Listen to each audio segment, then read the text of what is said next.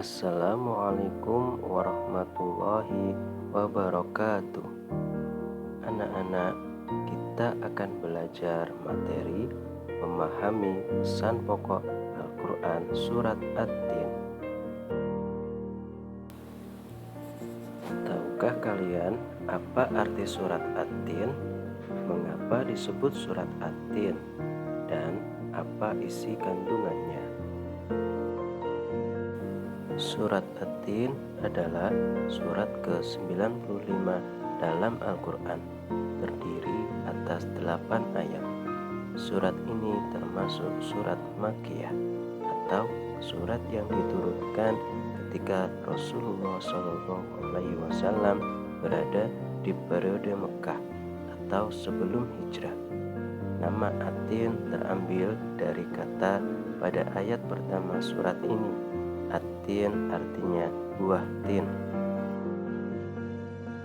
Pada ayat 1-3 Allah Subhanahu wa Ta'ala bersumpah atas 4 hal, yaitu buah tin, buah zaitun, gunung Sinai, dan kota Mekah.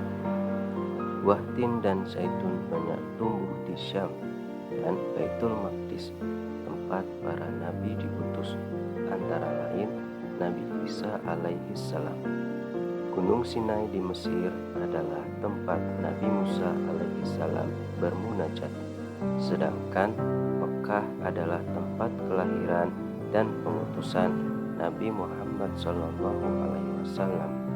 Ketiga nabi ini memiliki misi yang sama, yaitu mengajak manusia menuju tauhid atau mengesahkan Allah Subhanahu wa Ta'ala.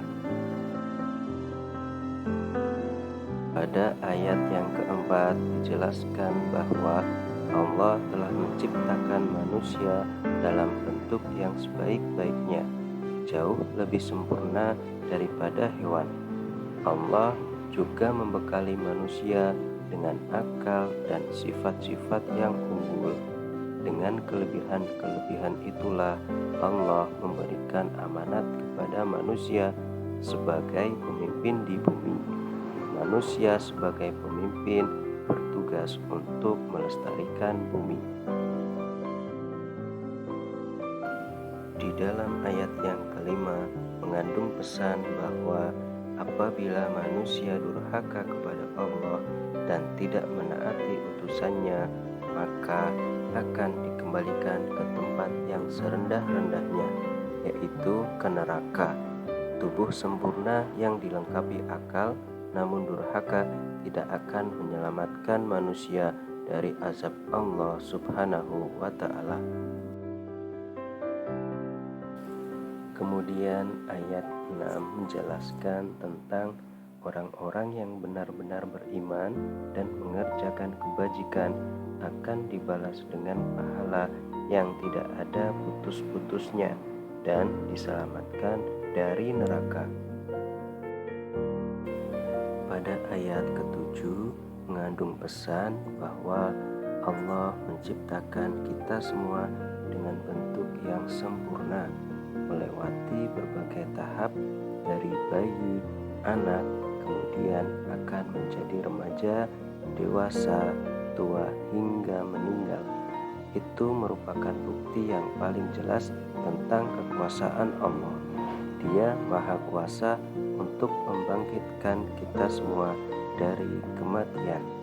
Maka apa yang menyebabkan mereka mendustakanmu tentang hari pembalasan, yaitu hari kiamat, setelah adanya keterangan-keterangan yang gamblang itu?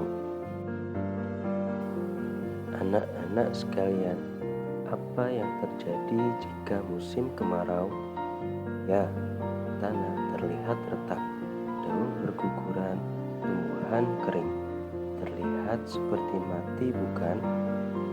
Lalu, apa yang terjadi jika musim hujan? Ya, di sekeliling kita terlihat hijau, rumput dan pohon tumbuh, padahal sebelumnya terlihat seperti mati. Begitulah perumpamaan hari kebangkitan. Dan yang menurunkan air dari langit menurut ukuran yang diperlukan. hancurkan. Lalu dengan air itu kami hidupkan negeri yang mati tandus. Seperti itulah kamu akan dikeluarkan dari kubur. Al-Quran Surat Az-Zukhruf ayat 11. Dan pada ayat ke-8 jelaskan bahwa Allah adalah hakim yang paling adil. Penciptaan manusia bukanlah sebuah kebetulan. Allah telah menetapkan syariat sebagai pedoman hidup. Keadilan Allah akan terwujud dengan memberikan pahala kepada orang-orang yang bertakwa dan siksa bagi orang-orang yang berbuat dosa. Demikian materi memahami pesan pokok Al-Quran Surat At-Tin. Semoga kita dapat mengambil hikmahnya. Wassalamualaikum warahmatullahi wabarakatuh.